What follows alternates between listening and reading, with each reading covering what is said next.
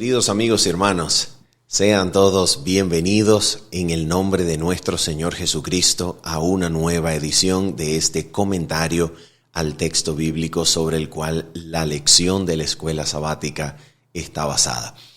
Y mis amigos, hemos llegado entonces a la última lección del Evangelio de Marcos en este presente folleto de escuela sabática, que se titula en esta ocasión, lección 13, el Señor resucitado.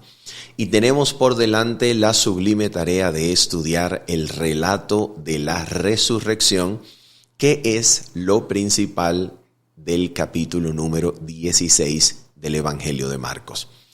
En el nombre del Señor, antes de comentar este capítulo, solamente queremos recordar nuestros dos complementos disponibles. Número 1, nuestro bosquejo escrito que estará allí en su enlace de descarga, queremos decir, estará allí en la descripción de este video y también en los comentarios del mismo. También en el nombre del Señor, ha sido un verdadero gozo haber compartido con cada uno de ustedes cada una de las lecciones de este preciosísimo evangelio, y es un privilegio sagrado concedido por el cielo desde ya anunciar nuestra próxima lección acerca del Evangelio de Juan. Bendito sea el Señor que nos regala más oportunidades gloriosas de contemplar la vida pura y santa de Cristo, para que contemplándole seamos transformados de gloria en gloria a su imagen. Vamos entonces a orar y de inmediato nos introducimos al capítulo número 16 del Evangelio de Marcos. Oramos juntos.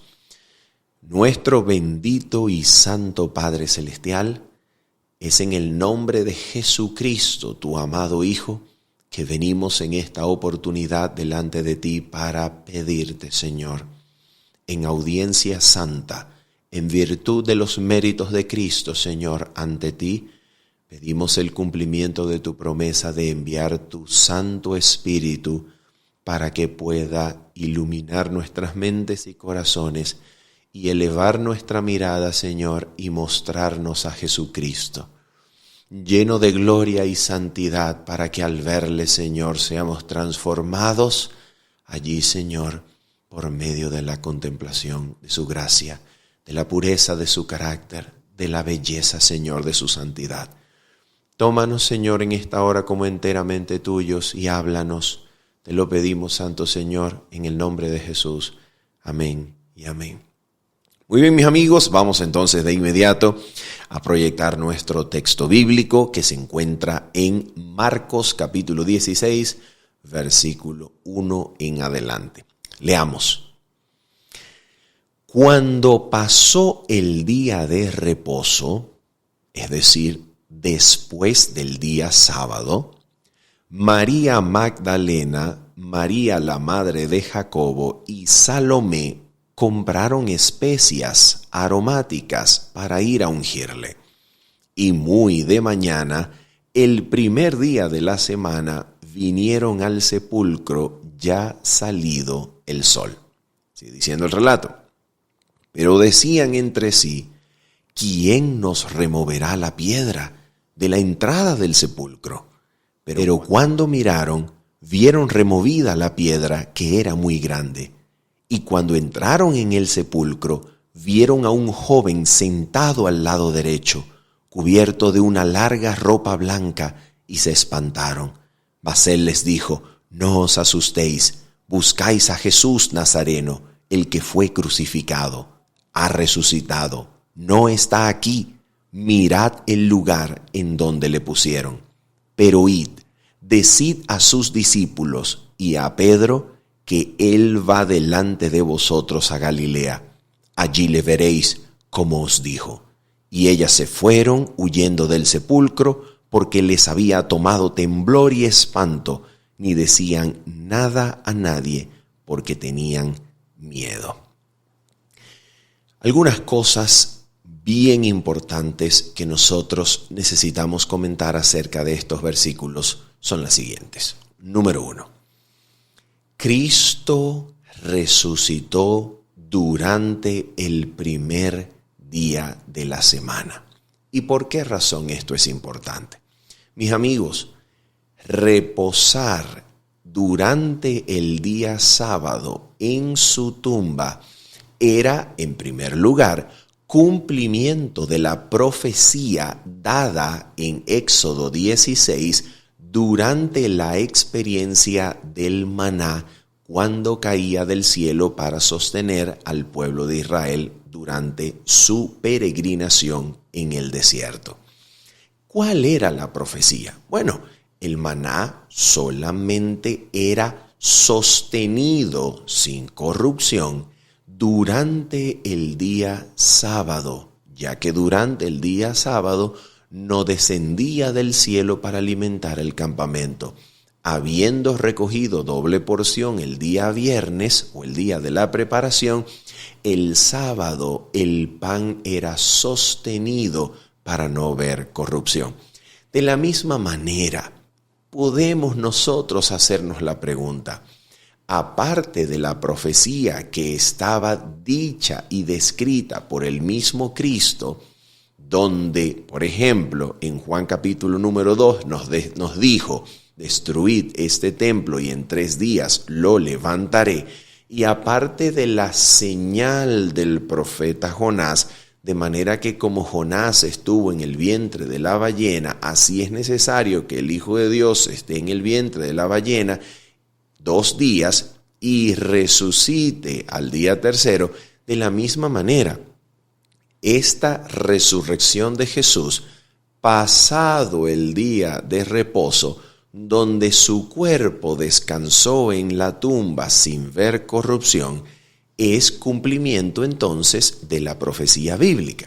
Ok, podemos decir entonces que Cristo estaba cumpliendo la profecía bíblica al resucitar durante el tercer día y no durante el segundo o inmediatamente después de su muerte en la cruz. Ok, Cristo estaba cumpliendo la profecía bíblica. Sin embargo, nosotros podemos preguntar, ¿cuál era el motivo, la razón de que la profecía bíblica estipulara la resurrección de Cristo durante el día primero de la semana y no durante el día de reposo? La posible explicación de esto es que el Creador de los cielos y la tierra, habiendo completado la obra de la redención durante el día sexto, de la misma manera en que la creación fue completada al día sexto y el sábado reposó de toda obra que había hecho, de la misma manera el día sábado en su tumba, el mismo Creador Redentor ahora reposa en su tumba después de haber completado la obra de la redención, en señal y signo de que a la obra de la redención nada le hacía falta, en el sentido de que el ser humano no completa la obra de la redención en ocasión de ejercer su fe. Cuando el ser humano cree o cuando el ser humano hace cualquier otra cosa, no estaría completando la obra de la redención, pues ésta quedó completada cuando Cristo murió en la cruz, y precisamente por eso durante el día sábado Cristo reposa de la gran obra de la redención alcanzada. Al mismo tiempo, esto eleva la importancia del mensaje del día sábado, pues el mismo Redentor escogería el siguiente día para resucitar y reposar en día sábado en su tumba. Cristo entonces eleva la solemnidad del día sábado. Cristo nos muestra la importancia, reflejado al mismo tiempo en el hecho de que las mujeres que habían dispuesto sus corazones para ir a ungir el cuerpo de Jesús en la tumba, fueron y llevaron las especias aromáticas solamente pasado el día de reposo. En otras palabras, las mujeres no entendieron que la muerte de Cristo en la cruz durante el día viernes hubiese significado la abolición de la santidad y observancia del día de reposo. ¿Por qué razón no lo entendieron? Porque no es el mensaje de la resurrección transformar o cambiar la observancia del sábado para el día domingo. No es el mensaje de la resurrección la transferencia de la solemnidad del día sábado al domingo. No, nunca en el Nuevo Testamento se enseña tal cosa. Más bien lo que se observa es que aún la noble, preciosa, solemne tarea de ungir el cuerpo de Cristo durante su permanencia en el sepulcro, aún esa tarea fue interrumpida para observar el día de reposo. Esto es una maravilla. Esto es realmente una muestra y evidencia de que aún en época posterior a la muerte de Cristo en la cruz, la Escritura pretende conservar la solemnidad del día de reposo. Si esto no hubiese sido así, qué ocasión tan perfecta, qué ocasión tan ajustada a los propósitos divinos hubiese sido que Cristo, al resucitar, llamando a las mujeres, le dijera: miren, mujeres, ustedes no vinieron a ungir mi cuerpo en la sepultura durante el día de reposo. Espérenme y les enseño que esa tarea hubiese podido ser hecha fácilmente y sin problemas, porque el día de reposo, habiendo yo muerto en la cruz, queda ahora anulado y el recuerdo del cristianismo transfiere ahora la solemnidad del sábado para el domingo, para que el recuerdo de un nuevo día y de una nueva creación ahora sea el día domingo, en virtud de mi resurrección. ¡Qué ocasión tan maravillosa hubiese sido!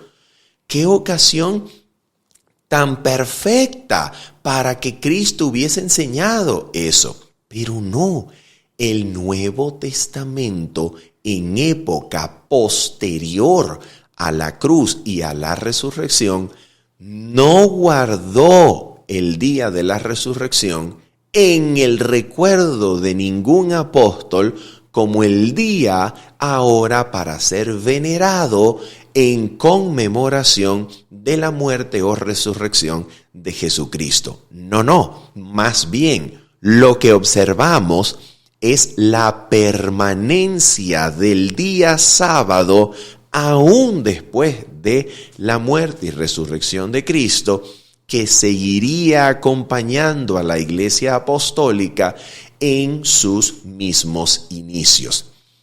Que posteriormente, en el siglo II, y tan temprano como en el siglo II, y confirmado por los relatos históricos de reunión de la Iglesia cristiana en el siglo III, los cristianos hayan preferido la observancia del día domingo para sus reuniones en un intento político de diferenciarse del judaísmo, que comenzaba a ser perseguido y peligrosamente considerado por el Imperio Romano, cuya evidencia tenemos la caída de Jerusalén en el año 70 y finalmente la destrucción de Masada en plena época de la rebelión de Bar Kokhba alrededor del 135 después de Cristo,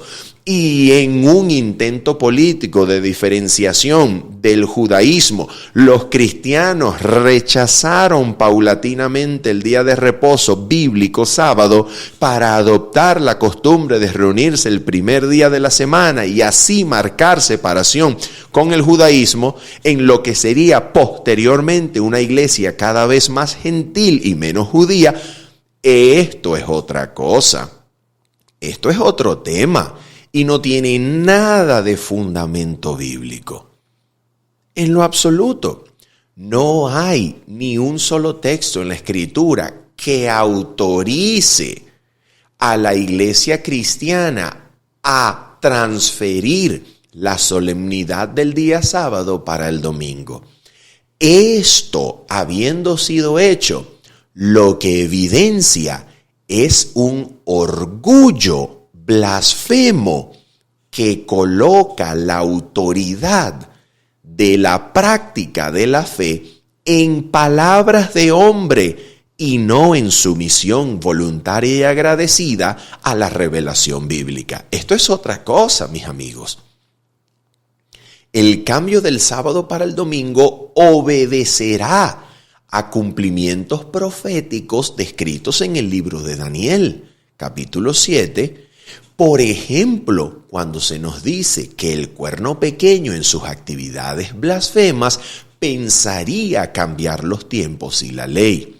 Obedecerá a fines políticos, donde un emperador, Constantino, buscó la fe cristiana como el elemento de amalgama que sostuviese un imperio que comenzaba a quebrarse y a dividirse. Estos son fines políticos, humanos, pensados y registrados por la historia como movimientos humanos, pero no tienen fundamento bíblico. No hay una orden o un mandamiento en la palabra de Dios que autorizase a la iglesia cristiana a comenzar la práctica de la observancia del día domingo en virtud del día de la resurrección. No lo hay. ¿Cuál será el monumento, el rito creyente cristiano que involucre la celebración, el recuerdo, la fe en la resurrección de Jesucristo? ¿Cuál será ese rito establecido en la Biblia que nos va a dar la participación de la muerte y resurrección de Cristo tal como Él lo enseñó en su palabra? ¿Cuál es ese rito? Es el bautismo. Y cuando nosotros vamos allá inmediatamente, cuando nosotros vamos, por ejemplo, a Romanos capítulo número 6, nosotros vemos que el bautismo es en realidad el símbolo o el rito que nos recuerda la resurrección de Jesucristo. Vamos a leer, por ejemplo, Romanos capítulo 6, versículo número 3. Romanos 6, versículo número 3. Dice así, atención. ¿O no sabéis que todos los que hemos sido bautizados en Cristo Jesús hemos sido bautizados en su muerte? Porque somos sepultados juntamente con Él para muerte por el bautismo, a fin de que como Cristo resucitó de los muertos por la gloria del Padre, así también nosotros andemos en vida nueva. Versículo número 5, mira lo que dice. Porque si fuimos plantados juntamente con Él en la semejanza de su muerte, así también lo seremos en la de su resurrección. Entonces, es obviamente claro. Romanos 6 destaca el bautismo como el rito que la iglesia, recibiendo inspiración del Espíritu de Dios, estaba siguiendo, experimentando como un recuerdo de la resurrección de Cristo. Y esto es demasiado importante. ¿Saben por qué? Porque el bautismo no es solamente la conmemoración de la resurrección de Jesús. El bautismo no es solamente decir, yo creo que Cristo murió y resucitó. El bautismo es, según Romanos capítulo número 6, la ocasión en la cual por medio de la fe y a través de ella, el creyente experimenta La pérdida de dominio del cuerpo de pecado expresado en pasiones pecaminosas y deseos pecaminosos sobre él.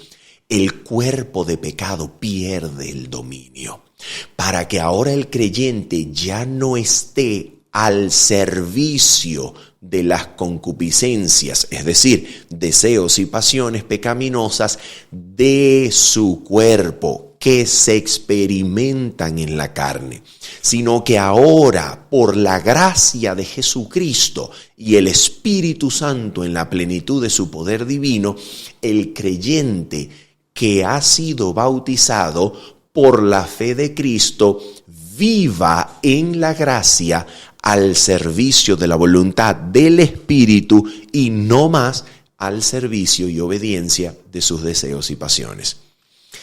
En otras palabras, el bautismo cristiano representa la enseñanza de que el creyente en Cristo participa, comparte la muerte de Cristo en la cruz para que el hombre viejo, el cuerpo de pecado, sea anulado en su poder de dominio sobre nosotros y el que es bautizado participe del poder de la resurrección de Cristo por la fe para que el mismo Espíritu que levantó de los muertos a Cristo ahora haga vivos vuestros cuerpos mortales por su Espíritu que mora en vosotros. Romanos capítulo 8, versículo número 11. Y cuando el Espíritu de aquel que resucitó de los muertos a Jesucristo obra en mi vida y aviva las facultades muertas y por el poder de la resurrección, mi cuerpo mortal es avivado para la obediencia en Cristo. Ahora yo soy habilitado para darle muerte a las obras de la carne y vivir en la voluntad del Espíritu Santo y no en la voluntad de mis deseos y pasiones. Quien participa así de la resurrección de Jesucristo, participa del poder que guarda al alma de pecar. Vamos a ver si estos son palabras inventadas por este servidor, si son palabras, digamos, un poco exageradas del poder bíblico del Espíritu de Dios que trae el poder de la resurrección, o son palabras que representan una interpretación aprobada y confirmada por la mensajera del Señor en despliegue de su don profético. Vamos a ver lo que dice, por ejemplo, el libro Deseado de todas las gentes, en el capítulo número 21, Betesda y Sanedrín, Betesda y el Sanedrín se llama, y la página 180 de la versión electrónica. Vamos a ver, vamos a leer. Atención, mira lo que dice. Vendrá hora y ahora es, cuando los muertos oirán la voz del Hijo de Dios y los que la oyeren vivirán. Los fariseos creían en la resurrección. Cristo les dice que ya está entre ellos el poder que da vida a los muertos y que han de contemplar su manifestación. Atención, este mismo poder de resucitar es el que da vida al alma que está muerta en delitos y pecados.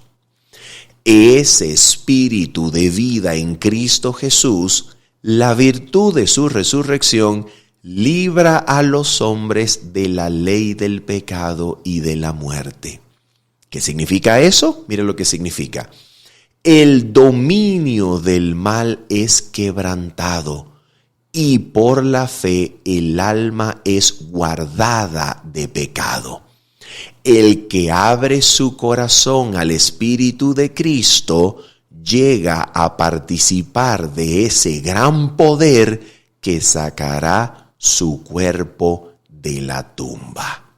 Deseado de todas las gentes, página 180. ¿Se da cuenta usted, mi querido hermano y amigo, qué es lo que la sagrada inspiración nos dice aquí en palabras de su mensajera para nosotros, para su pueblo.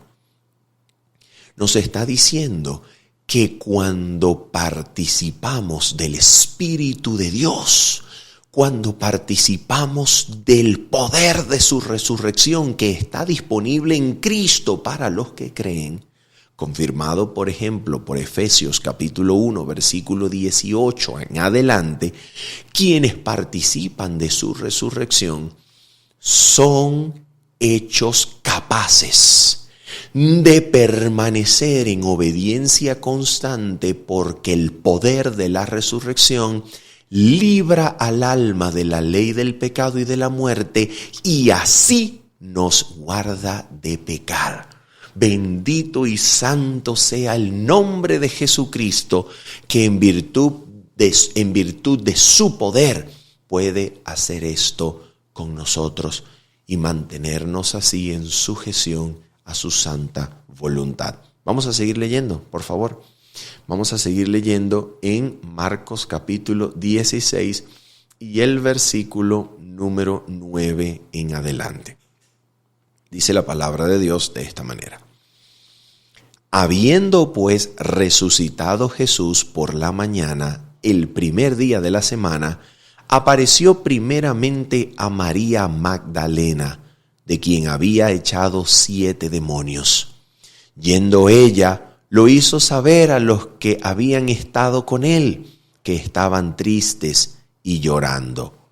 Ellos, cuando oyeron que vivía y que había sido visto por ella, no lo creyeron. Vamos a hacer una pausa aquí y vamos a seguir comentando algunos episodios, algunos elementos bien importantes de la resurrección. Uno de los elementos importantes del relato de la resurrección que muestra su validez, su certeza y seguridad histórica es que Jesús aparece en primer lugar y las personas que se convierten en testigos de su resurrección en primer lugar eran mujeres. ¿Por qué esto es importante? Bueno, porque en la cultura del primer siglo, el testimonio de una mujer no era tomado como el testimonio de un hombre. Sin embargo, si el relato de la resurrección hubiese sido fraguado, hubiese sido elaborado con fines de engaño por parte de la iglesia cristiana primitiva, pues qué mejor elaborar un relato donde los testigos principales de la resurrección hayan sido aquellos que anduvieron con Jesús durante 3 años y medio en su ministerio apostólico y eran hombres. Qué mejor que elaborar un relato de ese estilo. Pero escucha, no solamente son mujeres las primeras testigos de la resurrección de Jesucristo, sino que también los hombres que estuvieron con Jesús, los apóstoles que estuvieron con Jesús durante 3 años y medio de ministerio, cuando escuchan el testimonio de la resurrección, no le creen. En otras palabras, ¿quién hubiese podido ser tan inteligente como para crear, fraguar, elaborar un relato de la resurrección con fines de engaño y presentarse a sí mismo los discípulos como incrédulos ante los primeros relatos de la resurrección? La incredulidad de los discípulos es una evidencia de que este relato no está pensado para engañar. Porque los discípulos en este relato, en primera instancia, no quedan bien. Pero atención, ¿qué es lo que transforma a estos discípulos de incrédulos y débiles en la fe? Pues habían salido huyendo todos corriendo cuando Jesús fue apresado y juzgado. ¿Quién hace que estos discípulos, posterior a la resurrección de Cristo y el encuentro con Él, hayan tenido semejante valor y denuedo como para preferir morir por causa del testimonio de Cristo y su resurrección que retractarse y decir en un supuesto que haya sido todo engaño y decir, no me maten, yo estaba diciendo mentiras y participando de una mentira con mis compañeros. Por favor, no me maten, yo me retracto de esto. La resurrección y la experiencia de resurrección con Cristo es una farsa. No, nada que ver. Yo me retracto. Ya no quiero que me maten. Por favor, perdónenme mi mentira. ¿Por qué estas personas están dispuestos a morir si es necesario con Jesucristo? Pero siguen sosteniendo el testimonio de que Cristo ha resucitado de los muertos. Prefieren ser perseguidos por los judíos, prefieren ser perseguidos por los romanos, prefieren dar su sangre que corría en el imperio como semilla que era regada por todo el imperio y así el cristianismo se expandía. ¿Cómo es que estas personas prefieren la muerte que retractarse ante un supuesto engaño? Porque no estaban mintiendo. Los sacerdotes y escribas que le habían visto antes, ahora habiendo visto su denuedo en la predicación del testimonio de la resurrección de Jesucristo, se asombraban. Y dice Hechos de los Apóstoles, y les reconocían que habían estado con Jesús. Porque solamente la experiencia real de la resurrección, de haber visto a Cristo y por la fe ahora confiar en que Cristo, sentado a la diestra del Padre Celestial, tiene las riendas del mundo y el universo en sus manos. Solamente esa fe puede hacer que la persona se libre, o mejor dicho, sea librado del temor a la muerte que sometía durante toda la vida a servidumbre a quienes así temían. Mis amigos, solamente la presencia del Espíritu de Dios en el corazón y la fe en la resurrección de Cristo puede hacer que la muerte pierda poder sobre el ser humano y que el ser humano tenga denuedo para enfrentar la muerte si es necesario todos los días. Como diría el apóstol Pablo, todos los días muero, para así testificar de aquello que no puede ser ocultado ni negado, pues se ha experimentado con certeza y veracidad la resurrección y el poder de la resurrección de Jesucristo. Y escuche más. Los relatos antiguos, ¿o usted cree que el cristianismo no tuvo enemigos desde su comienzo? ¿Dónde hay relatos antiguos donde los escritores ateos, por ejemplo, pensemos en Plinio el joven, donde hay relatos en donde ellos niegan la resurrección de Cristo y donde dicen que los discípulos vinieron y robaron el cuerpo? Pero es que eso no tiene sentido decir semejante cosa. No tiene sentido decir ni que el cuerpo de Jesús no murió, ni que fue sustraído posteriormente por los discípulos. ¿Por qué razón no tiene sentido? Número uno, ¿quién puede cuestionar el testimonio de un soldado romano que en compañía, porque no era solo, en compañía hubiesen certificado que el cuerpo de Jesús realmente estaba muerto? ¿Quién puede negar ese testimonio? ¿Acaso era la primera vez que los soldados romanos crucificaban a un reo acusado de sedición en el Imperio Romano? Los soldados romanos estaban acostumbrados a crucificar cuerpos y ellos reconocían por experiencia propia lo que es un cuerpo muerto. Además, el cuerpo de Jesús fue traspasado por el costado y de él salió sangre y agua, característica de una persona que ha muerto ya. Escucha más. ¿Quién puede decir que el cuerpo de Jesucristo se perdió entre tanto tumulto y desorden y la hipótesis de que los discípulos robaron el cuerpo? ¿Quién puede decir que el cuerpo de Jesús fue robado? Si fue puesta una guarda romana con sello romano en esa tumba. ¿Usted cree que débiles discípulos que anteriormente, algunas noches anteriores, habían huido presos de pánico por el hecho de que los judíos en conjunto con los romanos hubiesen tomado a Jesús para prenderlo? Esos hombres débiles que habían huido noches anteriores, ¿quién puede creer que ahora se armaron de valor y armas para violentar y superar a una guardia romana? Eso es imposible. Eso es imposible. Los discípulos no tenían ni armas, ni capaces suficientes para violentar una tropa romana. No tenían ni siquiera la valentía para hacerlo. Entonces, ¿qué es lo que dejó la tumba vacía? ¿Qué es lo que dejó esa tumba vacía en testimonio verídico de que él había muerto anteriormente? ¿Qué dejó? ¿Qué dejó la tumba vacía? Mis amigos, la resurrección de Cristo es un hecho que podemos creer de carácter histórico. Nada de inventos ni cuentos, sino en el poder de Dios podemos creer en la resurrección de Jesucristo, verificada y no refutada por los enemigos del cristianismo temprano, no refutada. Cristo ha resucitado de los muertos y ha salido al encuentro de su iglesia para darle fe en que Él vive y estará con nosotros por siempre. Bendito y santo sea nuestro Señor Jesucristo, que puede estar en medio de nosotros hasta el día de hoy.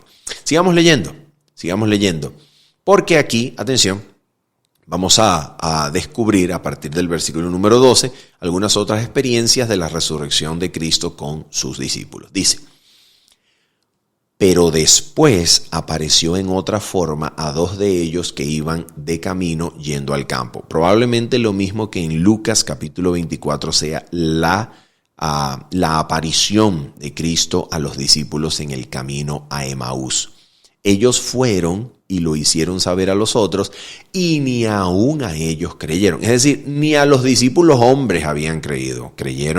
No creyeron al relato de las mujeres, y tampoco cuando vinieron estos dos a quienes Cristo les había aparecido, probablemente en el camino a Emaús, tampoco lo creyeron. Vamos a ver qué es lo que continúa diciendo el versículo número 14. Dice así: finalmente se apareció a los 11 mismos, estando ellos sentados a la mesa, y les reprochó su incredulidad y dureza de corazón, porque no habían creído a los que le habían visto resucitado. No, vamos a hacer una pausa aquí porque es interesante. El relato de este episodio en el Evangelio de Lucas nos dice que Jesucristo les abriría el entendimiento. ¿Para qué? Para que comprendiesen las Escrituras. ¿Qué parte de las Escrituras? Para que todo lo que estaba escrito acerca de él por Moisés, los salmos y los escritos, es decir, todo el Antiguo Testamento, la Torá, los Nebihim o profetas y los Ketuvim, los escritos, daban testimonio de Jesucristo.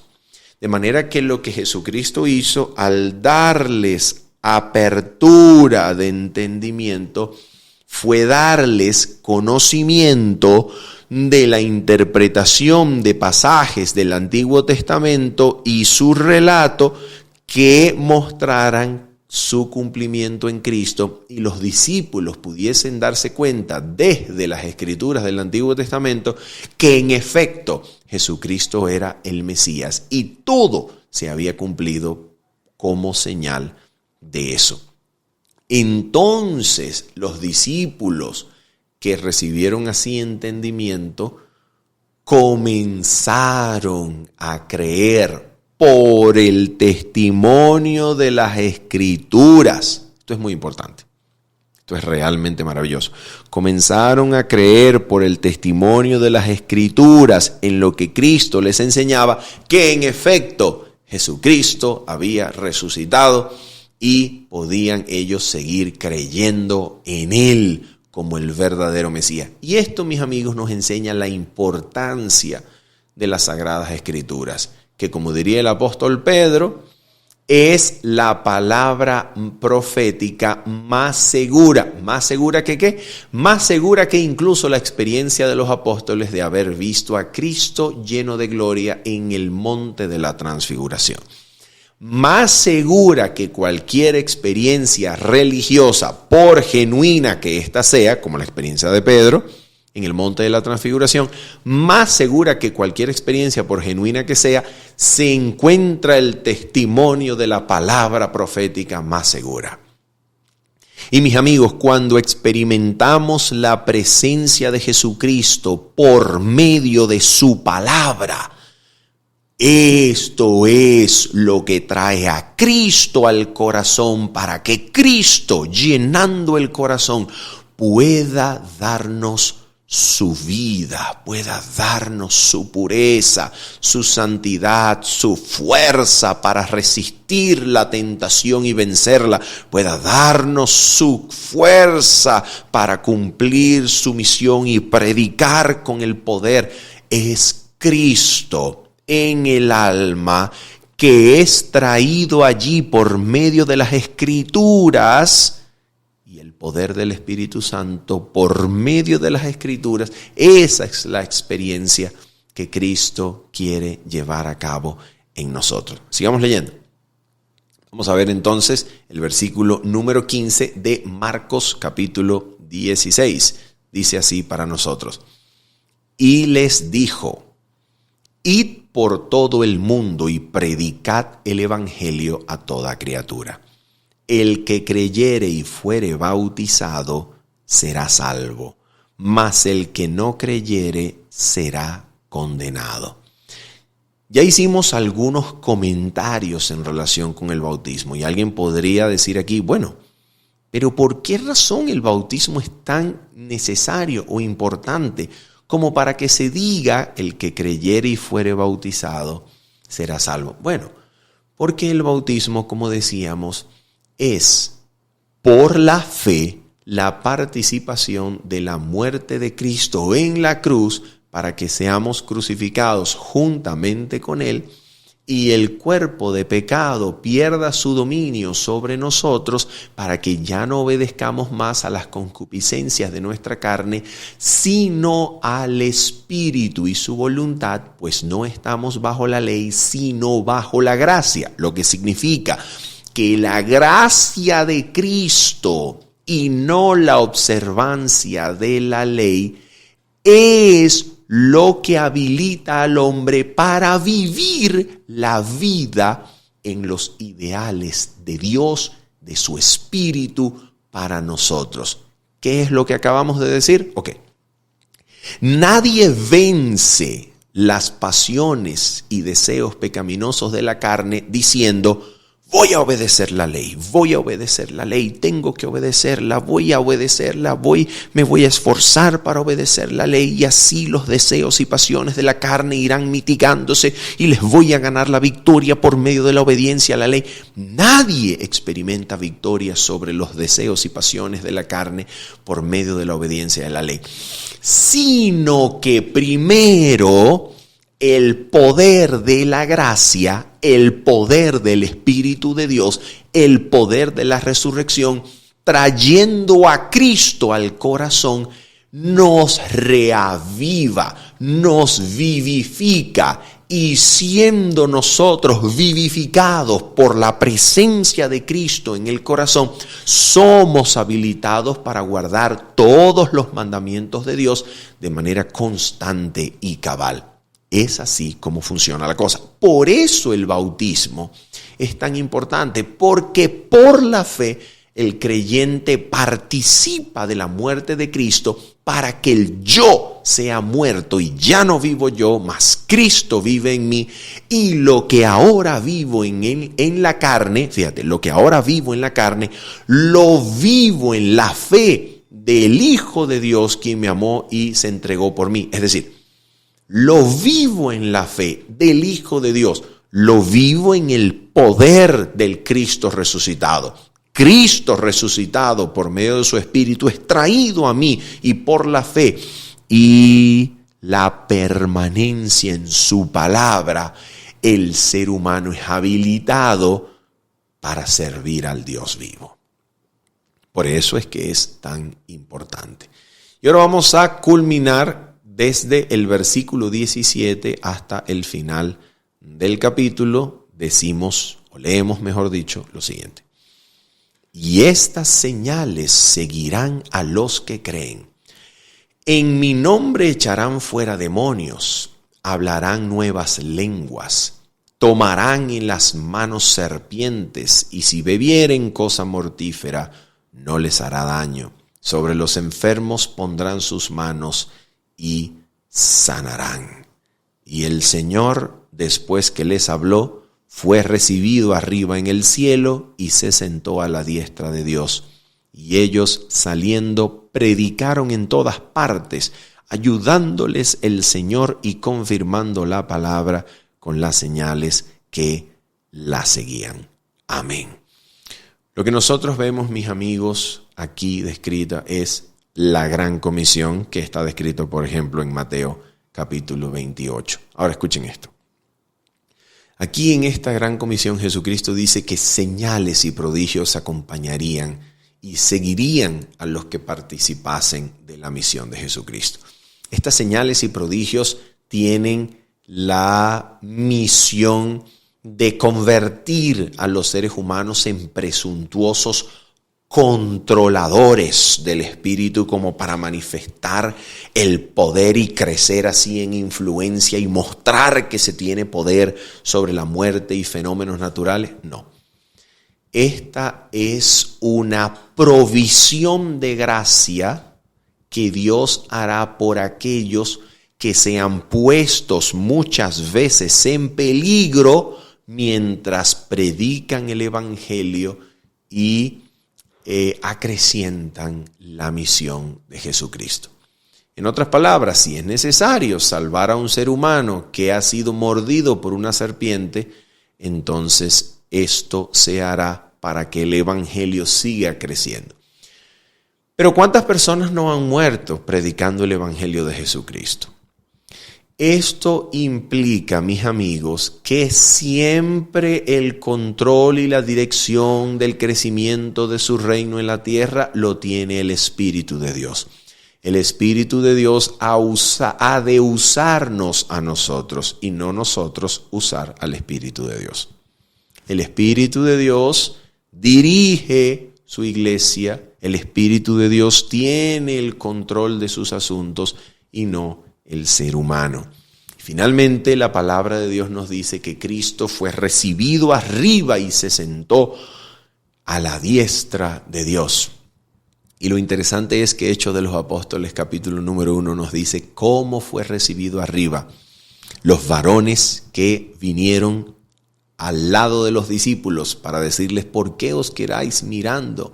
Este mismo Jesús que habéis visto ir al cielo, así vendrá como le habéis visto ir. ¿Qué quiere decir eso? Cristo fue recibido arriba en el cielo como un ser humano, glorificado por supuesto, pero llevando nuestra humanidad al más alto cielo. ¿Qué significa eso? Significa que en Cristo Jesús, en su persona, la familia humana y la familia del cielo están unidas por un vínculo, por una unión que nunca ha de romperse.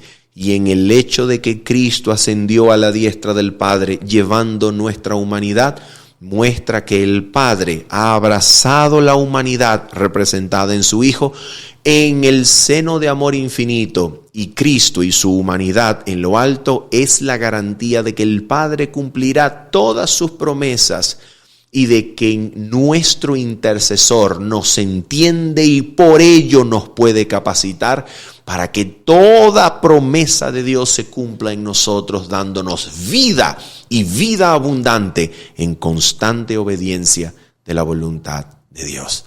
Podemos creer en sus promesas, podemos reclamarlas y experimentar victoria, porque por medio de su carne, por medio de su humanidad, nuestro Salvador nos ha abierto un camino nuevo y vivo a través del velo, por el cual podemos entrar al lugar santísimo y participar de esa experiencia de limpieza y purificación que nos presente limpios delante del trono de Dios para su gloria y su majestad. Habiendo dicho esto, mis amigos, y esperando que usted haya podido ser edificado por esta lección y por cada una de las lecciones de este trimestre, nos despedimos de ustedes diciéndole: nos vemos con ayuda de Dios el día sábado a las 7:30 de la mañana, hora local de Venezuela. Bendiciones. Chao, chao.